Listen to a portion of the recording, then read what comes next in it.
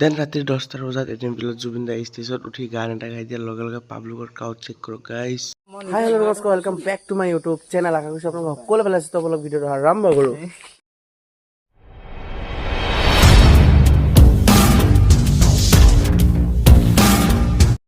তো গাইছ, এবাৰ লখিমপুৰত জুবিন দা আকৌ আহি আছে।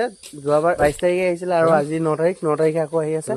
চ' 22 তাৰিখেতো বৰষুণ দি আছিল, তাৰ কাৰণে ভালকে চাব পৰা নাছিলোঁ। তো আজি গৈ আছোঁ, ধুনীয়াকৈ জুবিন দাক ভালকৈ চাম, আপোনালোককো দেখাম। লেটছ সি।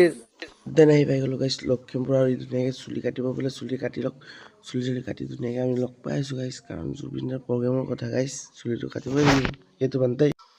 আৰু এই চাইডে গাইছ ধুনীয়াকৈ ছাৰৰ লগত হেণ্ডছেক কৰি ল'লোঁ। হেণ্ডছেক কৰাৰ পিছত এতিয়া জুবিন দা উঠিব। জুবিন দা উঠাৰ লগে লগে পাব্লিকৰ ক্ৰাউড চেক।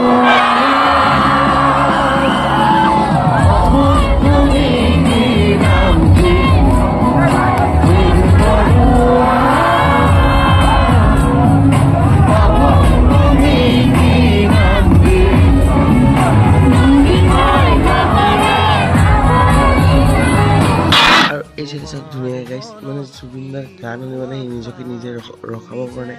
চ' ইমান গাল মানুহৰ মাজতে পূৰা ডান্স কৰি আছে। আৰু এই চাইডে ন, আৰু চবেই জুবিন দাক নাই চোৱা, চবেই ইয়াকেই চাই আছে, আৰু পূৰা ডান্স কৰি আছে, ধুনীয়াকৈ ডান্স কৰি আছে। আৰু জুবিন দাৰ গান শুনি গোটেই পাব্লিক ডান্স কৰি আছে গাইছ। আৰু আপোনালোকৰ য'ত ভিডিঅ'টো চাই কেনেকুৱা লাগিছে কমেণ্ট কৰি জনাব। লগ পাইছোঁ অন্য এটা মিনি ব্লগত। তেতিয়ালৈকে বাই বাই।